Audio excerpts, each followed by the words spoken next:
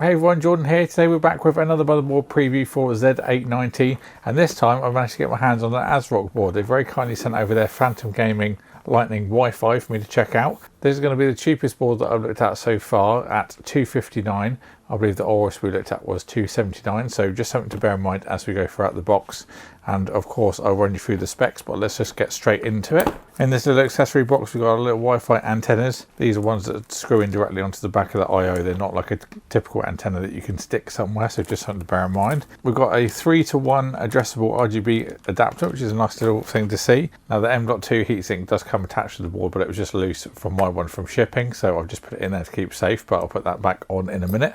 On the right hand side we've got looks like a thermal probe and a couple of SATA cables, one of which is right angled, and then in the left we've got some documentation, and then also do not remove a little memory OC shield. So here we have the Lightning Wi-Fi, a nice little mix of gloss black and also brushed black and brushed metal on the aluminum accents. Actually looks very premium, even though it is one of the more affordable boards. Now just before people jump to the comments and say that's not an affordable board, look at blah blah blah, I meant affordable in terms of in comparison to the other boards I've looked at. For example, the Ace and the Hero, you can get two of these boards for the price of one of those. So in comparison, this is very much affordable to something like the £700 Hero. So let's take a look around the board. We have got a 18+1+1+1 power stage. This is also an 8-layer PCB. A lot of people will be happy to hear that. Had a lot of comments recently about the ASRock boards being 6-layer and they want to see 8, so this is a good one as it does have 8, so something to bear in mind again for the price point. I'm not sure if this is an illuminated area or not. Let's have a quick look at the back as well. Very glossy, no back plate, but at this price point you don't expect one. And then we have got some pretty beefy heat sinks on the VRM, so a very good sign. So let's go around the board. On the top left we have two 8-pin EPS connectors. Seem to be solid pins, they're not shielded ones though. Then on the right hand side we have a stack of 3 4-pin headers, so there's a CPU fan 1, CPU fan 2 and also an AIO pump. On the right hand side we have got two addressable 5V 3-pin ARGB connectors. We've got a 24-pin for motherboard power, a USB 3.2 Gen 1 10GB port. Then we've got a Type C below, that's a USB 3.2 Gen 2. We've then got another Type A on the right angle, so another 10GB port. And then we have got 4 SATA 6GB ports below that. Usual front panel in the bottom left hand corner of the board. We've also got a couple of USB 2 headers, so great for controllers and hubs and things. We then have 4 more 4-pin headers and also a Thunderbolt header, very nice thing to have if you're going to add an additional card in. Then there's another 3-pin RGB, and then we've got a standard 12V RGB to the left of that as well. And finally our front panel audio on the bottom left. This motherboard is using a Realtek ALC 1220 codec, but if you're really serious about audio, I really recommend just getting a sound card. You won't look back. Before we go back up to the socket, there's also another 4-pin header there for a fan, so that's a total of 8 4-pin headers on this board. So going back up to the socket, of course, our LGA 1851 socket for the new Core Ultra series processors.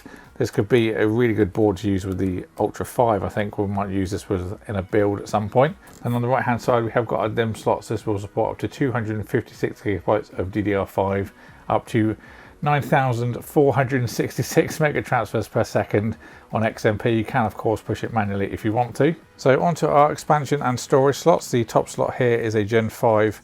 Also has a nice little quick release on there as well for the aluminium or aluminum heatsink on the top. Pretty beefy piece of metal as well. We also have thermal pad on both sides. Don't forget to take off the tape when you install your drive. Underneath we have an additional Gen 4 slot running from the CPU.